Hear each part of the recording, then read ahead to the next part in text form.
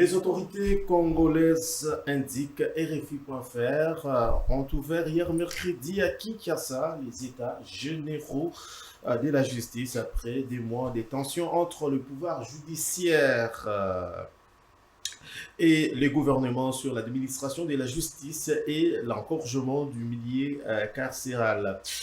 Placé sous les thèmes pourquoi la justice congolaise est-elle malade, quelle thérapie pour la guérir? Ces assises qui se déroulent du 6 au 13 novembre 2024 constituent selon le foire une occasion pour tous les prestataires du secteur de la justice d'établir un véritable diagnostic en vie, de déclarer les mots qui rongent la justice congolaise et envisager des solutions idoines à administrer pour le potentiel, l'air a sonné pour scruter avec lucidité et honnêteté l'état du système judiciaire congolais.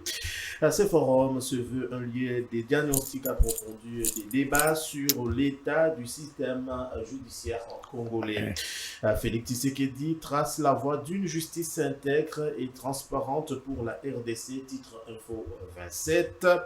Durant 8 jours, soit du 6 au 13 novembre, près de 1500 acteurs du secteur judiciaire, de la magistrature, des experts nationaux et internationaux, des activistes de droits de l'homme et des universitaires venus des divers horizons vont poser un diagnostic sérieux et réaliser une autopsie réelle de l'état de santé de la justice congolaise. À l'ouverture de ces états généraux de la justice congolaise pour éradiquer les antivaleurs, Félix Tshisekedi Tshilombo lance un dernier avertissement aux magistrats écrit pour sa part la référence plus l'occasion faisant les larrons, le président de la République a mis en lumière les lacunes persistantes et les dysfonctionnements qui minent le fonctionnement de la justice et a invité les acteurs présents aux états généraux de la justice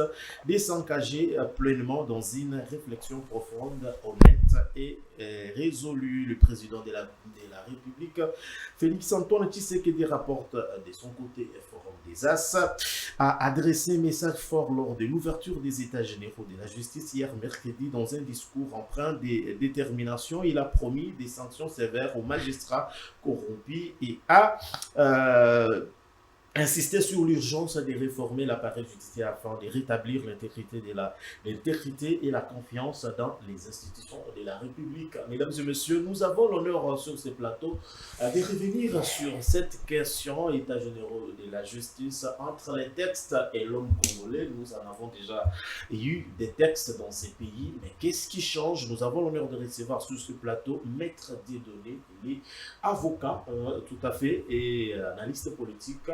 Maître, bienvenue. Merci, bonjour Daniel. Je salue mon co-débatteur, je salue le peuple congolais qui nous suit. J'espère que le débat sera à la hauteur des élites que nous sommes. Nous sommes venus pour parler de notre pays, le pays que nous aimons tant, et c'est celui que nous allons léguer à nos enfants. Merci. Merci beaucoup, messieurs. Maître Dieudonné, vous l'avez dit, vous n'êtes pas seul. Monsieur Joseph Meza, il est cadre de l'IDPS, parti au pouvoir, l'homme le plus médiatisé ces derniers temps. Il nous fait l'honneur d'être avec nous. Monsieur Joseph, bienvenue. C'est à moi de vous remercier pour cette invitation que vous venez de me lancer et saluer mon ami Maître. Un homme que j'ai appris à connaître, très intelligent. Je crois qu'aujourd'hui, ça ne sera pas des couleurs politiques parce que nous parlons d'une thématique qui nous concerne tous d'une manière ou d'une autre. Donc ici, nous allons analyser froidement pour que nous puissions éclairer l'opinion et puis donner même certaines propositions. Certains sont là-bas, nous sommes ici. On peut aussi émettre notre avis. C'est à moi de vous remercier. Merci beaucoup. Alors, déjà, est-ce que, Maître, vous avez une information que vous voulez partager avec ceux qui nous suivent avant d'aborder la thématique? particulièrement, je n'ai pas une formation particulière à transmettre à la population. J'ai été invité dans les conditions que vous connaissez et nous sommes là, nous allons aborder les thématiques pour éclairer, donner notre contribution à l'actualité du jour, c'est-à-dire qu'allais-je dire là, les états généraux de la justice de notre pays. Merci beaucoup. Il faut rappeler également que Daniel Bumba a lancé des travaux de réhabilitation dans vos communes. Il faudrait vous laver chaque fois soulever le cas de revenir sur Itaga et tout ce qu'il y avait comme des enclavements de vos communes. Le cas Daniel que vous avez beaucoup combattu. Non, moi, je ne combats pas l'individu Daniel Bumba. Oui. Moi, je donne ma contribution afin de voir mon pays, la capitale, le capital plutôt, afin de voir notre pays changer. Donc, je ne suis pas là pour combattre l'individu Daniel Bumba. Il a pris le pouvoir, il a pris la gouvernance de notre chère capitale avec le slogan Kinshasa et Kobunga. Nous sommes en train de l'observer. Nous sommes en train d'observer ses actions et puis d'attirer son attention là où ça ne va pas. Mais il doit quand même commencer quelque part. Il a commencé par Bokassa, lancer des travaux de réhabilitation des avenues de Bokassa et le reste. Nous sommes en train de l'observer. Merci beaucoup. Cher Joseph, à vous également, s'il y a quelque chose que vous voulez partager avec nous avant d'aborder. Je vais aller dans le même sens. Daniel Bumba a pris le pouvoir, il est entré en fonction le 3 octobre et en arrivant à l'hôtel des villes, sur sa table, il y a 40 procès. D'ailleurs, l'hôtel des villes, le gouvernement provincial venait de gagner un procès, mais les inciviques sont allés rester en appel. On a bloqué les comptes de la province parce qu'il y a un peu de la magouille.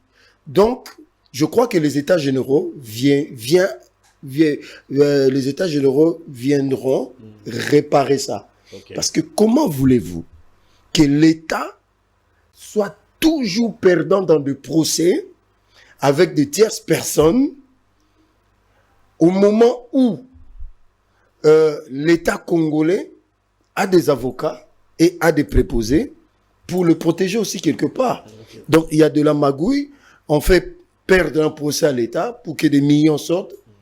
Et dans ces millions-là, les individus vont les partager et acheter des buildings et construire.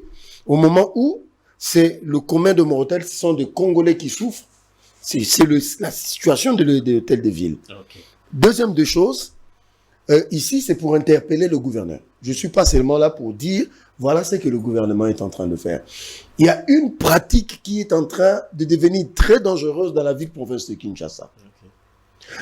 Tous ces petits marchés qu'on appelle Maléwa, toutes ces mamans, même en ville, ça pilule ici partout, ce n'est pas normal. En plein centre-ville. Alors, où jettent-ils de tels leurs déchets? Ils gardent dans des sacs du riz, par exemple. Mais ils ne vont pas jeter ça tout de suite. C'est vers le petites heures du matin, ils ont déjà des chégués qui vont aller mettre ça dans des places publiques. Si vous allez aujourd'hui sur Willery, vous verrez qu'il y a un tas d'immondices inexpliqués. Si vous venez sur Kitambo Magasin, là où toutes les autorités passent, ça devient de grandes poubelles. Et même sur le boulevard, là où il y a des sachets, vous remarquerez, il y a des sacs. Ça, ce sont des pratiques que le gouverneur doit vite pallier. On ne sait pas qu'est-ce qu'on a comme police dans cette ville. Quand est-ce que ces gens-là jettent des poubelles sur la place publique et où est la police? C'est là où j'interpelle le gouverneur de la ville. Parce qu'à Kinshasa, monsieur le gouverneur, je suis d'accord quelque part avec Maître, si vous voulez réussir avec la mentalité des Kinois, il faut des mesures impopulaires. Okay. Il faut de la sensibilisation et des sanctions. Et des sanctions sévères. L'autre fois, je vous ai parlé de la proposition de l'édit de l'honorable Socrates Moubengaï. C'est ici l'occasion d'interpeller M. Lévy. Parce qu'il y a urgence. Il faut qu'il y ait des sanctions quant à ce qui concerne la gestion des déchets. Et dans l'autre paire de manche, il faut que l'autorité aussi puisse s'organiser pour mettre des poubelles publiques qui répondent aux normes pour que les Quinois et les Quinoises puissent jeter leurs déchets dans cela. Et j'ai vu aussi le gouverneur avec l'entreprise qui gère de déchets en plastique, avec votre collègue Jérôme Sekana, pour voir un peu comment absorber des millions de bouteilles de plastique dans la ville-province de Kinshasa. Mais moi, je me suis toujours posé la question. Et qu'est-ce que ces entreprises apportent après avoir produit leurs bouteilles? Parce que 99% des bouteilles dans des caniveaux, ce sont des bouteilles. Hein. Mais ces entreprises sont ici à Kinshasa. Mais là, maintenant, c'est quoi leur part dans tout ça? Mais c'est là, maintenant, l'intelligence de Daniel Bumba doit être mise à l'épreuve pour voir comment travailler avec ceux qui produisent ces bouteilles en plastique, parce que ceux qui en produisent doivent être associés dans le recyclage de ces bouteilles en plastique. Parce qu'aujourd'hui, il y a une entreprise qui est installée à Maluku. Je ne vais pas citer... Même pas. Non, je ne vais pas citer le nom pour la publicité, mais qui produit des millions de bouteilles par jour. Et son produit est consommé à outrance. Donc, c'est-à-dire, ça pose déjà un problème écologique et environnemental. Mais il ne faut pas seulement prendre M. Daniel Bumba, même la ministre d'État, ministre de l'Environnement, pour savoir comment gérer. Parce que ça devient un danger, ces bouteilles en plastique. Des taxes et autres mais non, c'est là maintenant. C'est là maintenant, et ils vont se dire que nous payons des taxes et des taxes, et c'est à l'État maintenant de s'organiser. C'est là le problème. Qu'en est-il de la société qui a été mise en place avec le ministère? Vous avez cité le ministère de l'Environnement. Il y a pour assemblage de bouteilles, tout ça. Non, cette entreprise, c'est la même entreprise que le gouverneur, son excellence, monsieur le gouverneur, a réussi dernièrement avec monsieur Jérôme Sekana. Je ne vais pas citer le nom de l'entreprise ici, parce que selon eux, ils ont une capacité réduite. Il faut que ces gens d'usines qui se trouvent à Limité soient installés un peu plus partout dans la ville-province de Kinshasa. Mais on s'en est rendu compte que ce qu'ils absorbent comme bouteilles en plastique n'est que minime. Très bien. Merci beaucoup. Nous prenons la thématique. Alors, je voudrais commencer avec Maître Dieudonné. Un avocat, c'est normal. Un homme de droit. Merci. Vous avez suivi les discours, les lancements, l'ouverture des États généraux de la justice en République démocratique du Congo. Bon, beaucoup de questions me viennent à l'esprit. Je voudrais d'abord avoir votre analyse par rapport à ce qu'on peut attendre de ces assises. Pardon. Personnellement, je ne sais pas pourquoi les États généraux ont été organisés pour une seconde fois. Tout simplement parce qu'en 2015, il y a eu des États généraux de la justice qui a été organisés, dont les recommandations sont sur la table du ministre de la Justice. Les recommandations plutôt... Avancez le micro devant. Ok. Les recommandations, je crois que c'est sur la table du ministre de la Justice. Parce que lorsque vous prenez la responsabilité d'un ministère aussi régalien tel que celui de la justice, vous devez d'abord vous enquérir de la situation sur terrain et les propositions. Parce que lorsque le ministre parle des réformes, avant de réformer, il faut d'abord commencer à appliquer ce qui existe. Dans notre pays, nous n'avons pas un problème de loi. Nous avons des lois aussi efficaces, mais il se pose un problème de son applicabilité, l'application de ces lois. Parce que organiser les États généraux de la justice, ça coûte au Trésor public. Il y a plus ou moins 3500 invités qui sont pris en charge par la République. Donc, bon, les côtés trésor public, des fois, là, sur ces régimes-là, il y a tant de choses à dire, mais pour moi, je me disais que le ministre pouvait partir des résultats des États généraux qui ont été faits en 2015 et donner sa touche comme nouveau ministre. Et ça pourrait faire bouger les choses. Les problèmes de la justice, en réalité, sont connus la justice a un problème au niveau, d'abord, les personnels de la justice. Ce sont des gens qui sont mal rémunérés. Il y a un problème d'infrastructure. Tout au long de l'émission, je vais vous lire.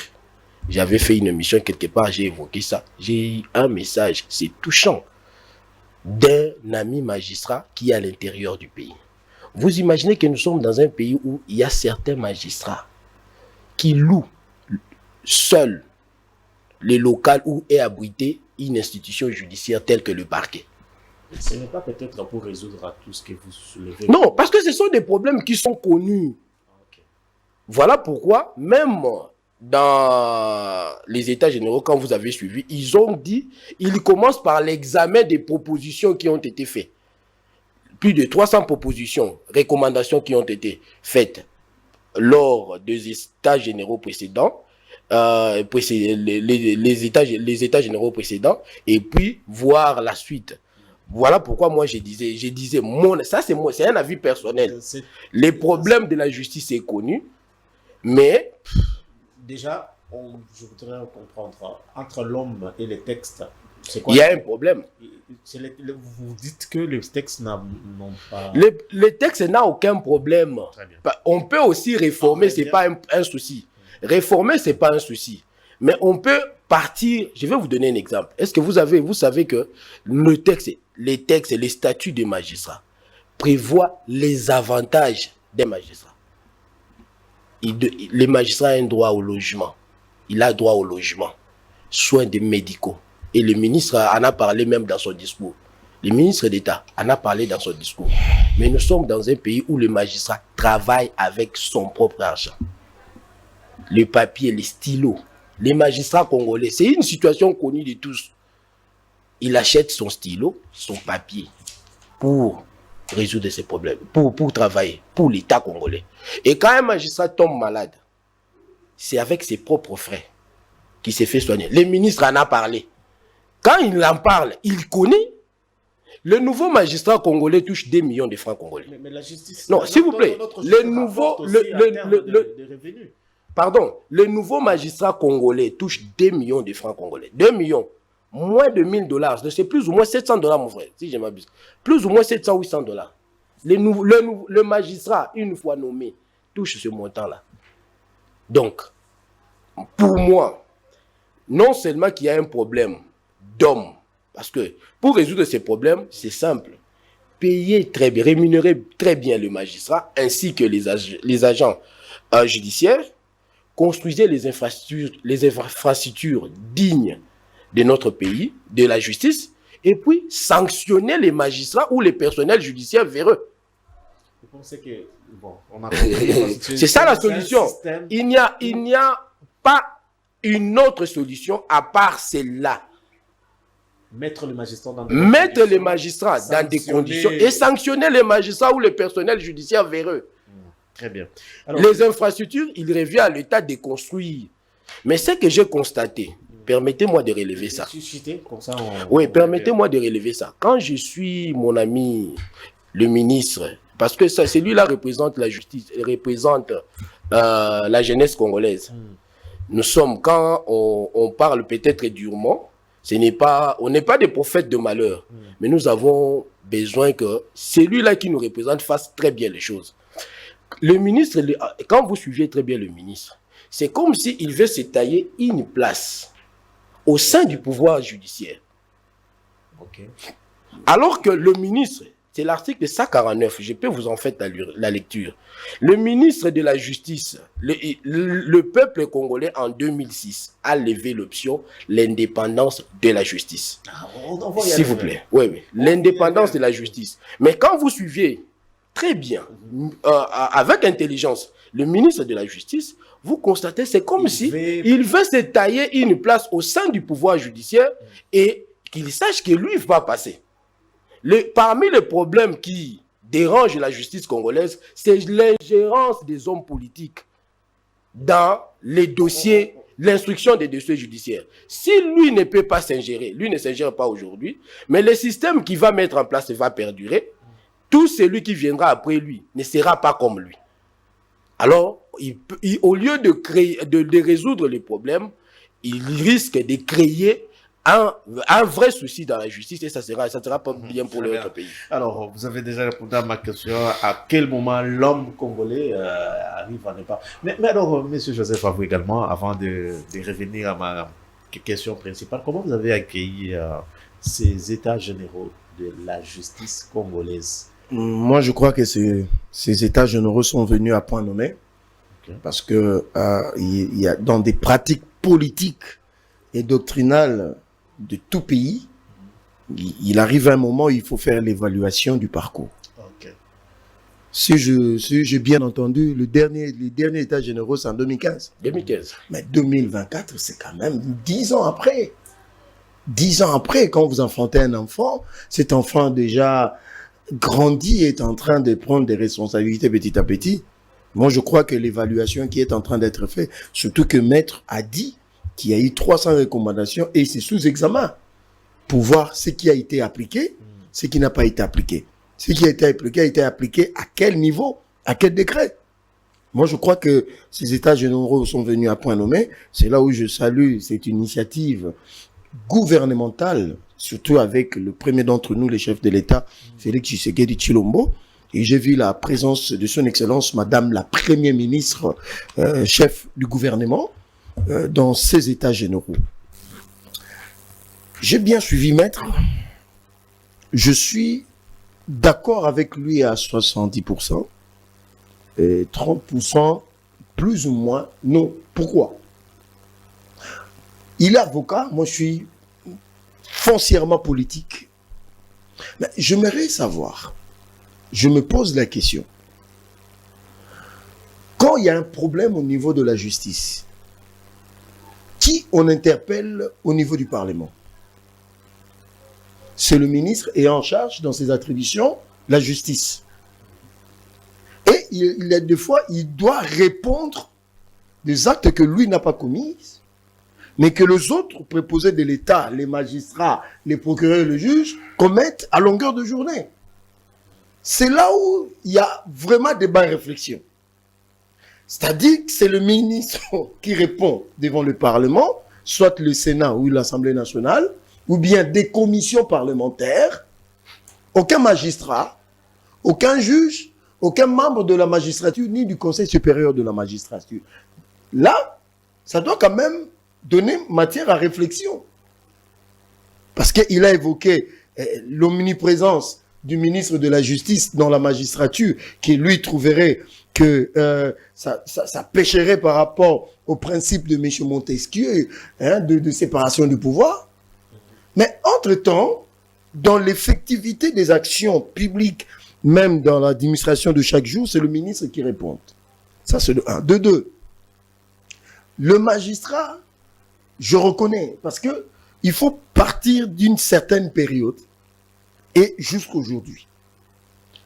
La responsabilité de l'État à l'égard de la justice, et moi je comprends que ça a été fait à dessein d'affaiblir la justice, et que je suis d'accord avec lui que ce sont des politiques qui ont affaibli la justice pour qu'ils commettent des actes et qui ne répondent pas par rapport à la faiblesse de cette justice. Et aujourd'hui, votre démarche, c'est de renforcer ces pouvoirs. Mais c'est ce que le président... Sur l'appareil judiciaire. Non, le président veut seulement redorer, remettre la justice, ses lettres de noblesse, à sa place pour que la justice soit cette justice qui répare le tort dans la société.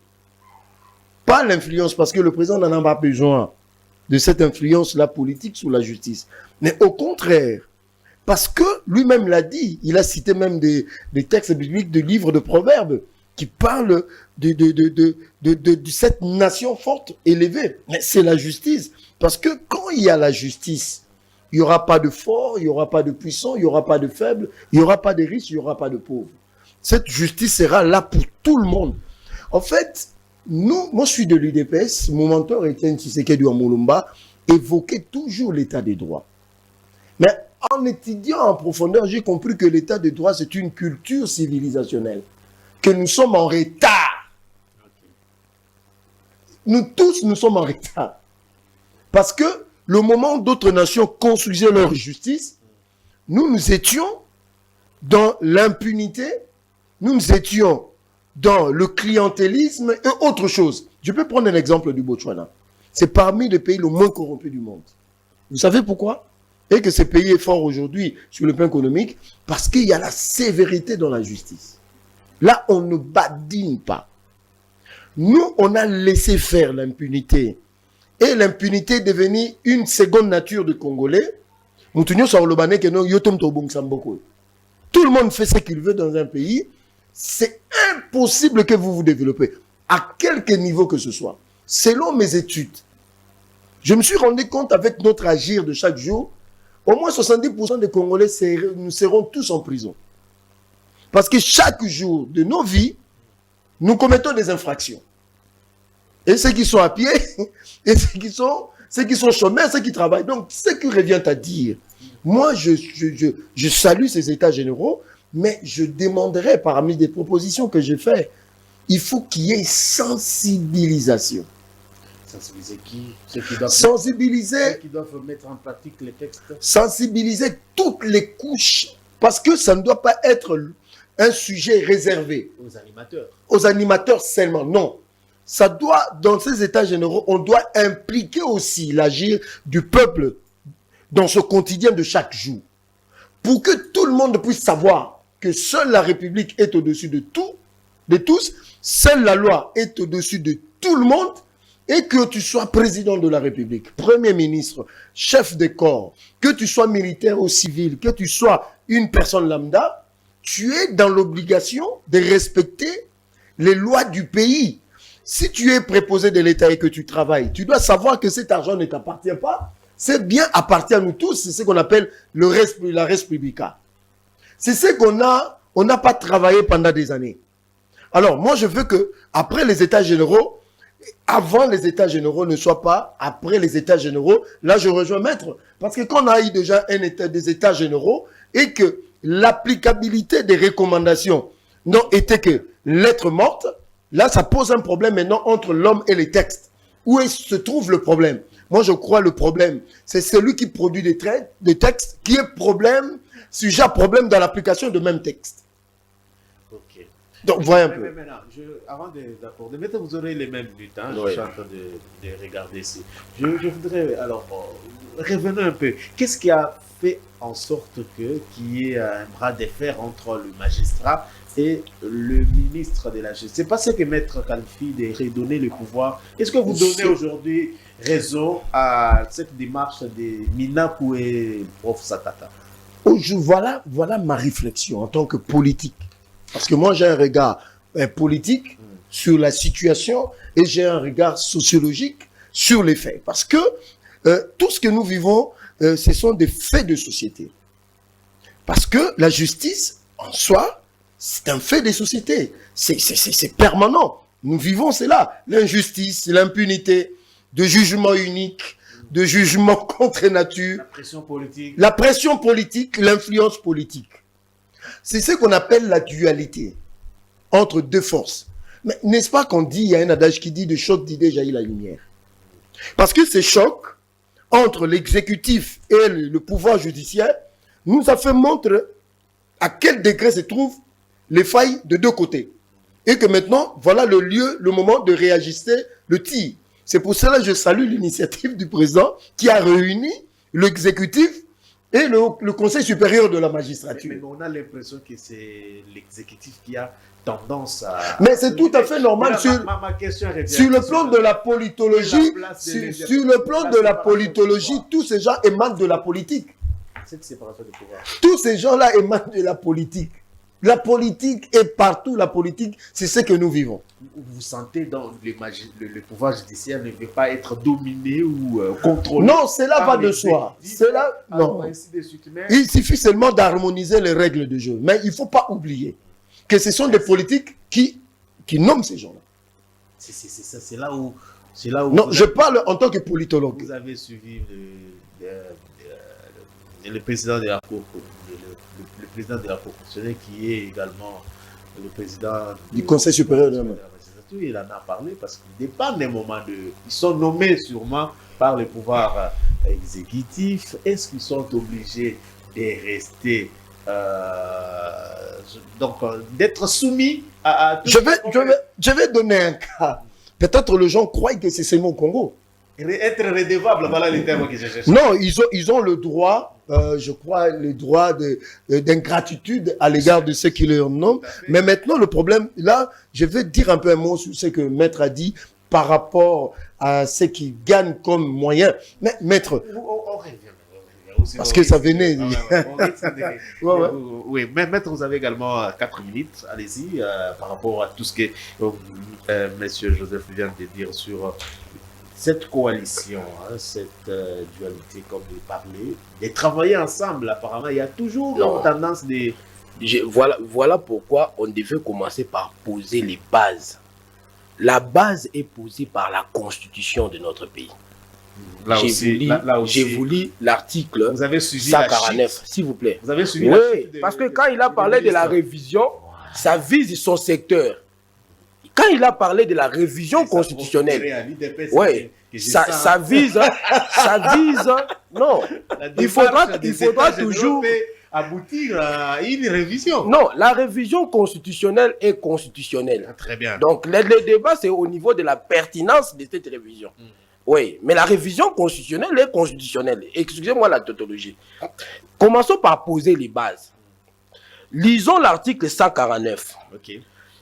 Le pouvoir judiciaire est indépendant du pouvoir législatif et du pouvoir exécutif. C'est ça la base posée par le peuple congolais dans cette constitution. Cela veut dire quoi? Qui sont chargés d'exécuter le pouvoir judiciaire? La Constitution répond. Ce pouvoir est dévolu aux cours et tribunaux qui sont la Cour constitutionnelle, la Cour de cassation, le Conseil d'État, la Haute Cour militaire, ainsi que le cours et tribunaux civils et militaires. Maître, excusez-moi, je voudrais rappeler ce que M. Joseph a donné. Mais quand il faut, dans l'esprit de ces législateurs, c'est-à-dire qu'il faut qu'il y ait... J'y arrive. Séparation. Voilà pourquoi, comme le ministre relève... Je précise quelque chose, pour laisser le temps. Entre ce que M. Joseph disait, quand il y a un problème, la justice est malade, qui doit... J'y arrive. Répondre. J'y arrive. C'est le ministre. Mais pas l'ingérence du ministre. Si le ministre répond, il répond au Parlement. C'est ça, il ne répond pas des actes posés par les juges. Parce que les juges, il y a des mécanismes judiciaires qui font en sorte que, s'il vous plaît, s'il vous plaît, il y a des morts là-bas. Non, il y a des actes pour lesquels, s'il vous plaît, il y a des actes pour lesquels le ministre répond. Ça concerne la politique judiciaire. Pour lesquels le ministre répond devant le Parlement. Mais pour les actes judiciaires, le droit a prévu les mécanismes par lesquels son acte, l'acte du juge, peut être anéanti. Sa décision peut être anéantie, ou le juge lui-même peut répondre devant le juge, un autre juge, ou bien devant ses pairs. Il y a des mécanismes judiciaires, protéger les uns les autres. Non, mon cher, lisez, allez à la Cour de cassation, il y a de décisions de prise à partie. Ce sont des mécanismes prévus pour attaquer, non pas la décision d'un juge, mais l'attaquer la personne du juge, et il sera sanctionné. Il est sanctionné. Ça peut amener même à la révocation. Est-ce que vous sentez que dans la démarche de Constant Mutamba, il veut pourquoi il y a eu Kouaka? Pourquoi il y a eu Kouak? Parce que quand le ministre... Quand le ministre a pris ses fonctions, dans sa manière de faire et d'agir, comme si il voulait se tailler une place au sein du pouvoir judiciaire. En suivant même son discours, vous allez constater qu'il a évoqué même la révision, les réformes qui peuvent occasionner la révision constitutionnelle. Dès son secteur, il parle du secteur de la justice. Voilà pourquoi je dis que ça, c'est une entorse à l'indépendance de la justice pour laquelle le peuple congolais avait déjà levé l'option. Entre la collaboration, entre le pouvoir judiciaire, le fil d'idée s'il vous plaît, entre le pouvoir judiciaire qui est géré par le Conseil supérieur de la magistrature, ainsi que le ministre de la Justice, la loi a prévu un cadre de concertation. Okay. Il y a le cadre de concertation où c'est un cadre de collaboration où ils peuvent harmoniser les vues. Voilà pourquoi quand... En dehors de tout ce qu'il y a comme décision... En dehors de tout ce qu'il y a décision. J'ai dit, moi personnellement, je ne peux pas m'opposer à Moutamba pour des raisons qui me sont personnelles. Okay. Mais nous avons besoin que le ministre de la Justice, qui a le privilège d'occuper cette fonction-là, de faire mieux les choses.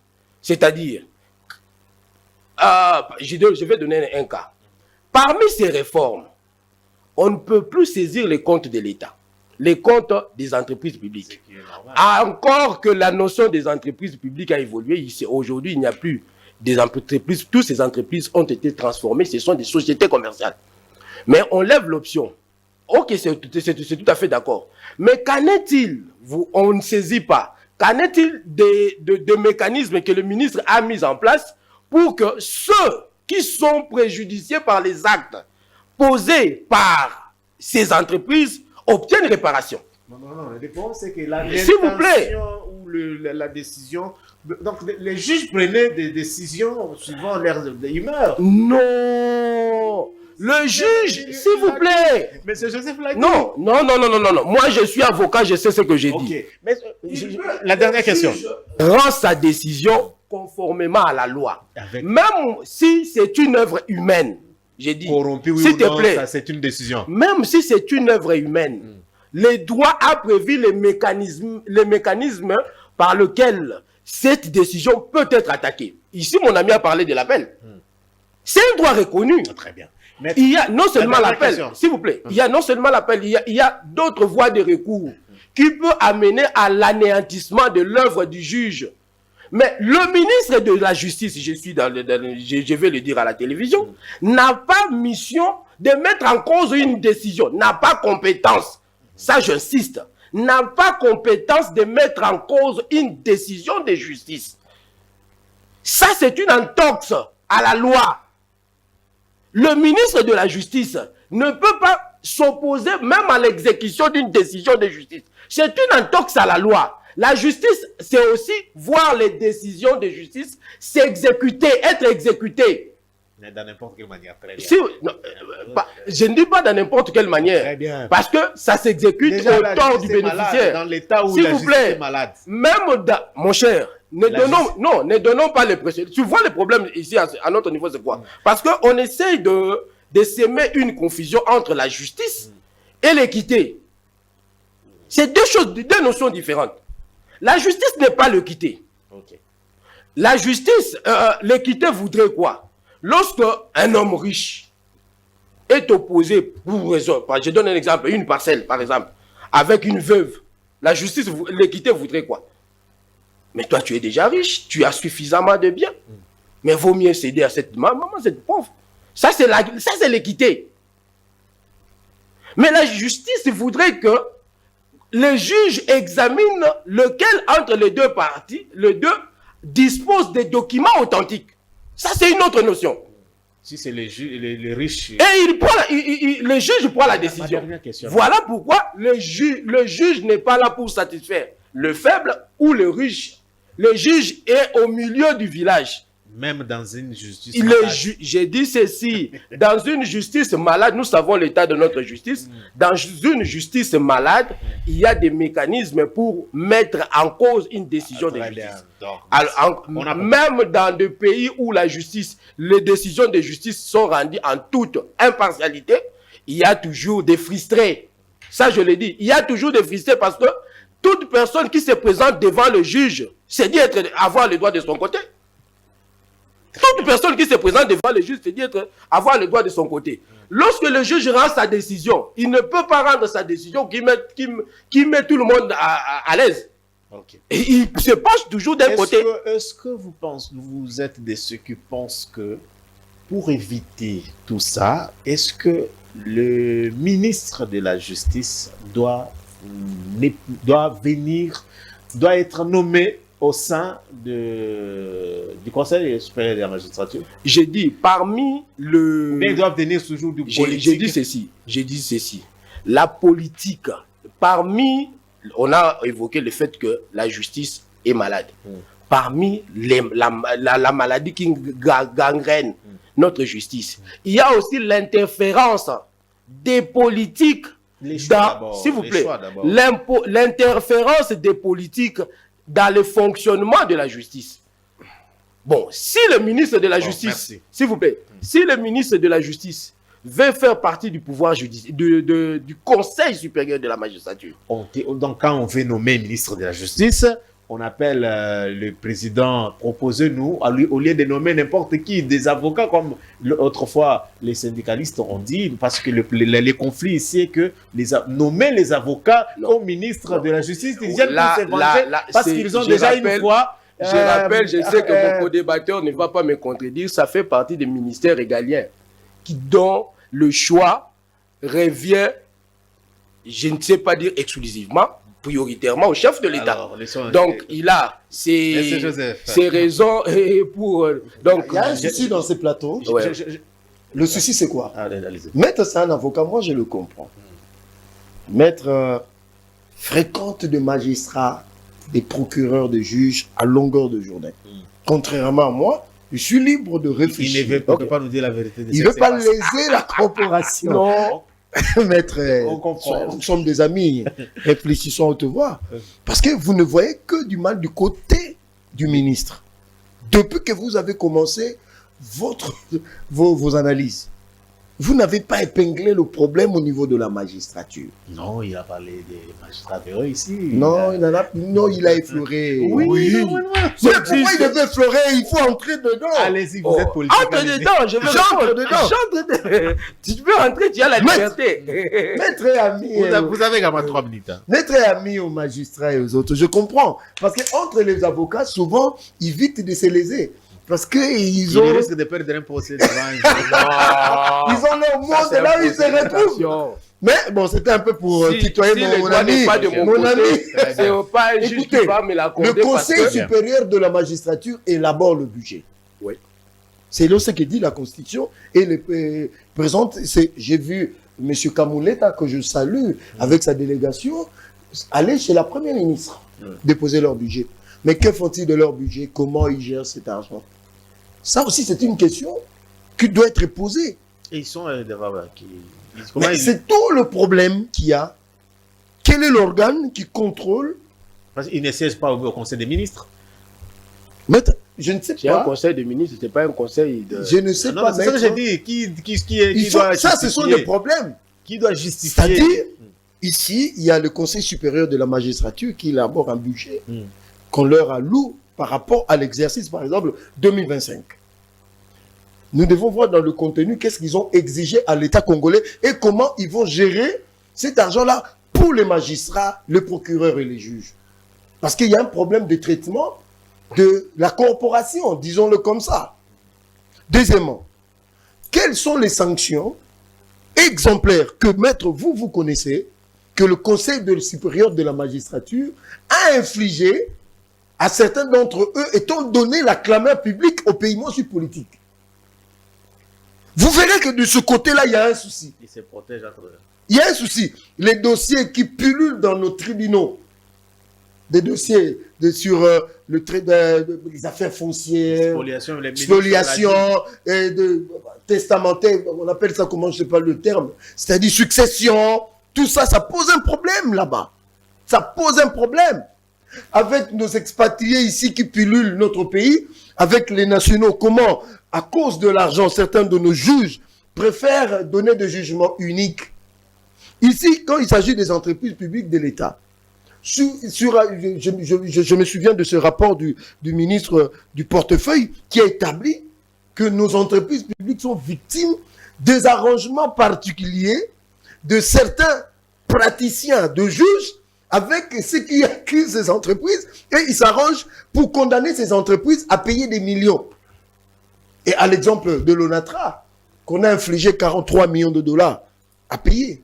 Et je ne vais pas dire ce qu'il en est de quelqu'un qui est arrêté aujourd'hui, qui est en prison, qui est allé proposer au ministre d'État, ministre de la Justice, Mais tu as expliqué c'est 10%.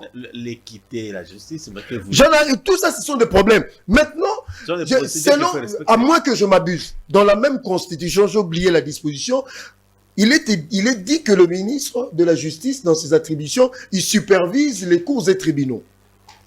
Je crois que c'est dans la constitution, j'ai oublié la disposition. Vous voyez, c'est-à-dire dans la même constitution, vous voyez voir qu'on peut limiter. Alors, quelle est votre lecture par rapport au choix des animateurs? Est-ce que le ministre de la Justice doit toujours être nommé par... doit venir toujours de partis politiques? Bon, je ne dis pas n'importe, hein. Non, ça c'est... Ou bien il doit venir du pouvoir judiciaire. C'est ça ma question. Moi, à mon humble avis, si je suis président de la République, je ne nommerai jamais un magistrat, un procureur au poste de ministre de la Justice. Pour quelle fin? Parce qu'il va protéger la corporation. Oh. Il faut beaucoup plus un avocat qu'un membre de la corporation. Ça Parce qu'on a vécu ça avec Madame Rose Mutombo Diakie, c'est de tristes mémoires. Il a fait de la villégiature pendant 3 ans au ministère de la Justice. Comment ça? Mais je vous dis, même en France, j'évoque ici l'affaire Moretti et la justice française, il a connu le même problème quand il a voulu amener certaines réformes et les magistrats, la corporation s'est levé contre lui. Vous voyez? Mais je ne dis pas que le ministre a la latitude de tout faire. Moi, je suis de ceux-là qui pensent à l'équilibre entre le Conseil supérieur de la magistrature et l'exécutif qui est représenté par le ministre d'État, ministre Constant Moutamba. Parce que M. Constant Moutamba ne peut pas mettre en branle, en exécution ces réformes sans le Conseil supérieur de la magistrature. C'est impossible. Ils sont obligés de collaborer, de travailler ensemble, surtout le procureur après la Cour de cassation. Je cite ici M. Firmin Vondé, pour moi qui est parmi de procureurs de haute facture, des valeurs dans ce pays. On l'a vu avec des actions disciplinaires. Moi, je suis content, je vois déjà des actions disciplinaires qui commencent à tomber avec le fameux dossier d'un détenu qui est mort, Angel ici.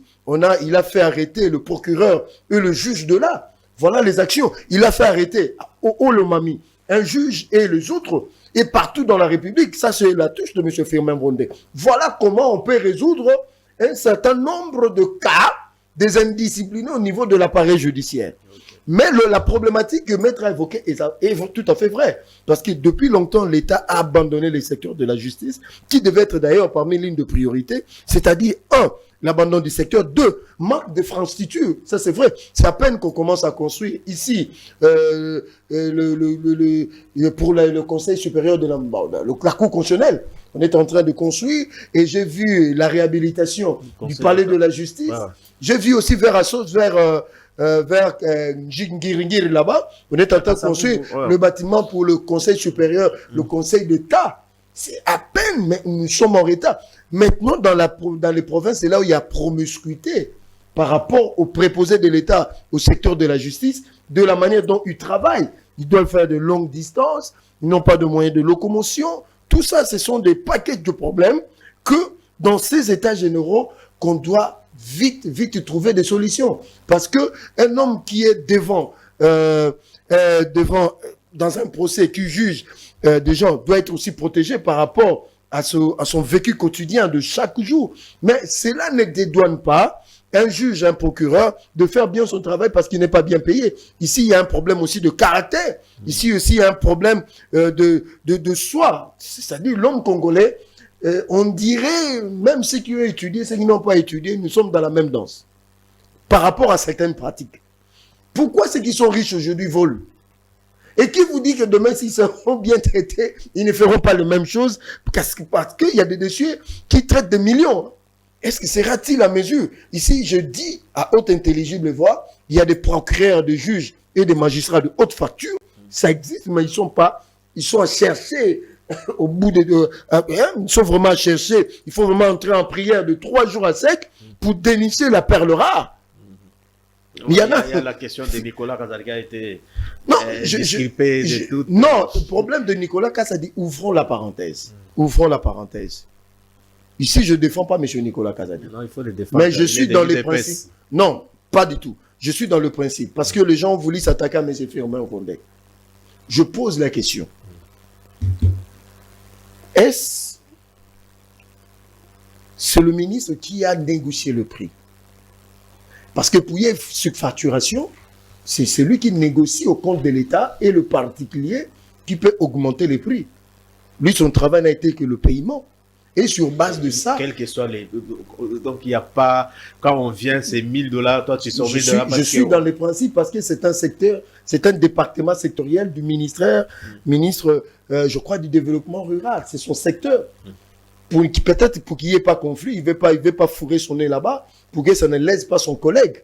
Et je ne dis pas forcément le ministre d'État, ministre Roubaud, va présenter ses moyens de défense parce que c'est lui. Mais je crois que M. Nicolas Kazadi peut venir aussi comme renseignant dans ces procès pour donner aussi sa version des faits. Donc lui n'a donné que ce qui lui a été présenté.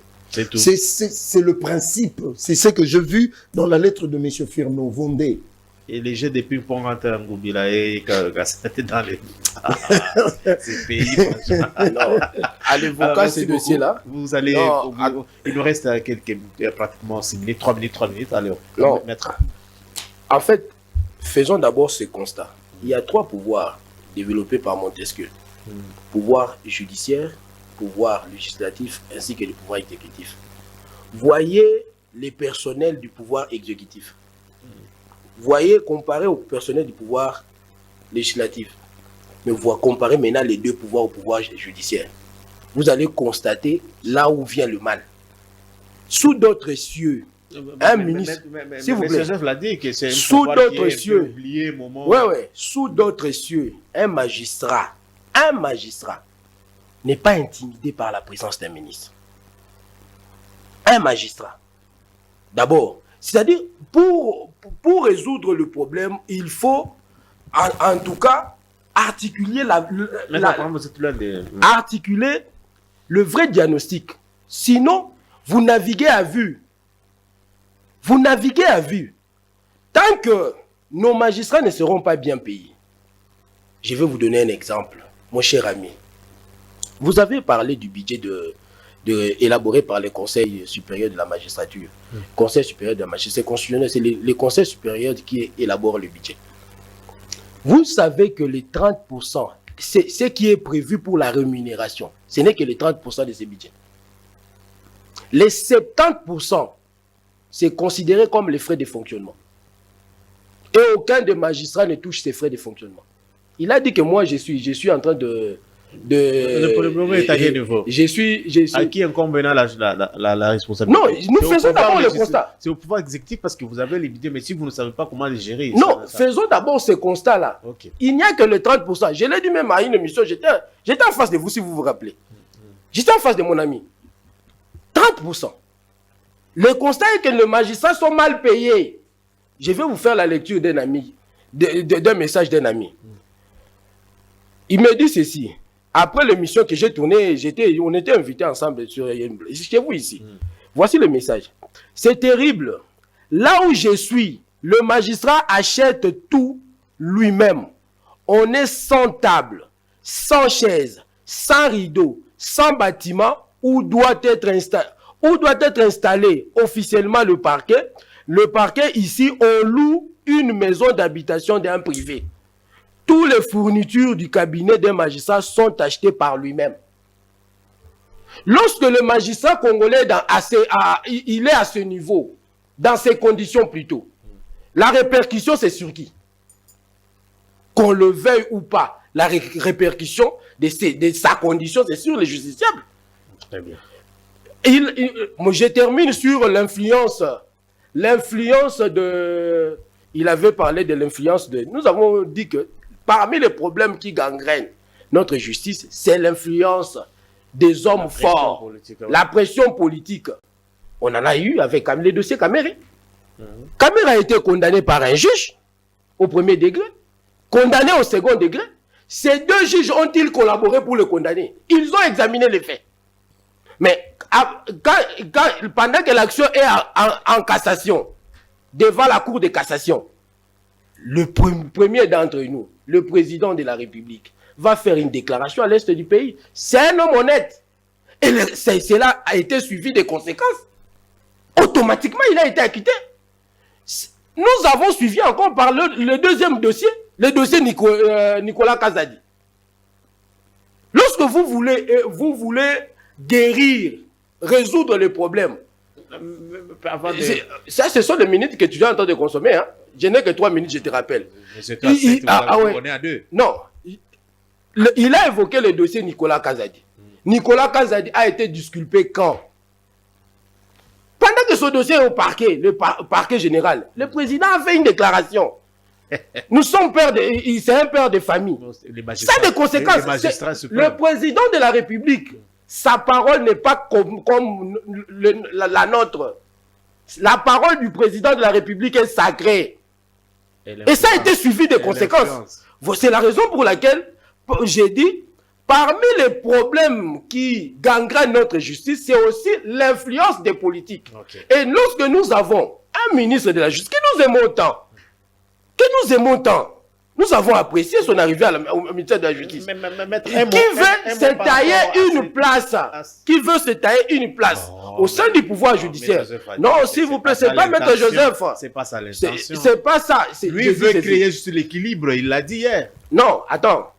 Quel équilibre? Parce que, attends, en parlant de l'équilibre dont il a évoqué, quand il a parlé du fait que si les avocats décident de ne pas prester, il y aura un problème de la justice, il y aura dysfonctionnement de la justice.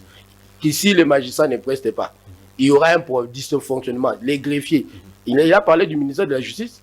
Si le ministère de la Justice peut ne pas être là, le ministère de la Justice peut ne pas être là, la justice va fonctionner. Okay. Ça, je l'ai dit. Okay. La justice va fonctionner. Okay. Voilà pourquoi j'ai dit, il y a les États généraux, j'ai conclu mon cher ami, il y a les États généraux, nous saluons, bien que nous trouvons que c'est un travail de trop. Maintenant, ma question va de conclure. Les déséquilibres entre les trois pouvoirs, on sent que le pouvoir judiciaire est un peu, vous l'avez dit, mais c'est quoi la solution? Qu'est-ce qu'il faut? La solution est simple. Les moyens. Ça a été soulevé lors des États généraux passés. Commencez par payer très bien nos magistrats. Est-ce que les magistrats rapportent Commencez, s'il vous plaît. Est-ce que vous savez que le magistrat, contrairement à tout fonctionnaire, il a un statut particulier? C'est-à-dire quoi? Il a un statut particulier que la loi nous confère. Les avantages, tous les avantages légaux. Quand vous voulez réformer, commencez d'abord par exécuter ce que la loi a prévu, non? Il y a le problème de l'école supérieure de la magistrature. Oui, l'école supérieure de la magistrature, ça n'a jamais fonctionné. Quand vous dites que les magistrats rendent mal leurs décisions, s'il vous plaît, j'ai conclu par là. Ils rendent mal leurs décisions. Peut-être par ignorance, au mieux de sa connaissance. Mais monsieur Joseph, vous avez pratiquement 2 minutes, on a fini. Hein? Bon, je vais aller plus vite. Oui. Même aux États-Unis, même en France, il y a l'influence de la politique dans la justice. Ce qui n'est pas normal. Donald Trump, 4000 chefs d'accusation. C'est-à-dire que c'est quelqu'un qui a été malmené par le pouvoir des démocrates. Mais à la seule différence, il y a des juges et des magistrats qui sont des hommes exceptionnels là-bas. Ici, il y en a aussi. J'ai dit qu'on a de magistrats, de juges et de procureurs de haute facture qui ne cèdent pas. Je vais ouvrir une parenthèse. Vous savez, à l'époque que Bouchab était directeur de cabinet, vers la 4e, 5e rue, le parquet là, on avait gelé à un moment le compte de la présidence parce qu'il y avait un particulier qui a porté la présidence plainte. Donc il y a des gens comme ça, exceptionnels, qui existent dans la justice, que tu viens avec l'argent comme ça, il te dit non. Il rend justice comme cela le doit, devant son Dieu, devant sa conscience. Oui, okay. Ici, c'est un problème entre l'exécutif et le Conseil supérieur de la magistrature. C'est une question de conscience et une question de patriotisme. Deuxièmement, une proposition. Dans le programme PEDEL 145 territoires, nous avons vu le chef de l'État construire des bureaux de chefs des territoires dans toute la RDC. Mais on peut rééditer le même exploit pour les offices des procureurs dans nos provinces et dans nos territoires. Leur accorder ces cadres idéaux de travail, même des tribunaux construits, c'est possible. Deuxièmement, on n'a pas évoqué le problème des OPJ ici, dans nos souciates ici. Le problème commence là. Ça commence très mal là-bas, et quand ça monte, c'est compliqué. Il y a des fois des magistrats. Moi, j'ai suivi un magistrat, M. Manex Moubenga, qui a parlé de dossier de Koulouna. Il dit, mais moi, je suis magistrat. On m'amène un dossier de Koulouna mal ficelé au niveau des OPJ dans nos souciates. Au bout de compte, il n'y a pas de plaignant, il n'y a pas de témoin. Qu'est-ce que je fais comme magistrat? Je lâche la personne. Je crois que c'est la procédure, non? C'est ça la procédure. Mais il y aura clameur dans la société. Justice, Donc, voilà. le problème se pose aussi à ce niveau-là. Donc, moi, je crois que et le ministère de la ministre de l'État, ministre de la Justice, et le vice-premier ministre, ministre de l'Intérieur, on retient quoi? On retient que ces États généraux sont venus à point nommé, mais le souhait est que, avant les États généraux, ne soit pas la même chose après les États généraux. Dans 30 secondes également.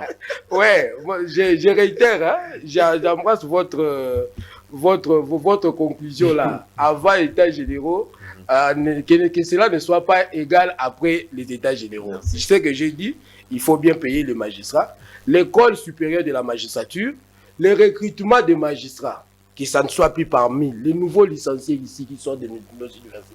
Ça, c'est pas ça, que ça soit parmi les réformes. Sous d'autres cieux, on recrute les magistrats parmi les meilleurs avocats. Parmi les meilleurs avocats. Et puis, il y a l'école supérieure de la magistrature. Après avoir travaillé comme avocat, il va être formé comme magistrat. Et vous avez la solution. Très bien. Merci beaucoup, maître Dieudonné. Merci beaucoup, monsieur. C'est à moi de vous remercier. Joseph Mbenza, mesdames, messieurs. C'est toujours intéressant d'être avec. D'avoir suivi ces magazines. Les rendez-vous est pris d'ici là. Portez-vous bien. Au revoir.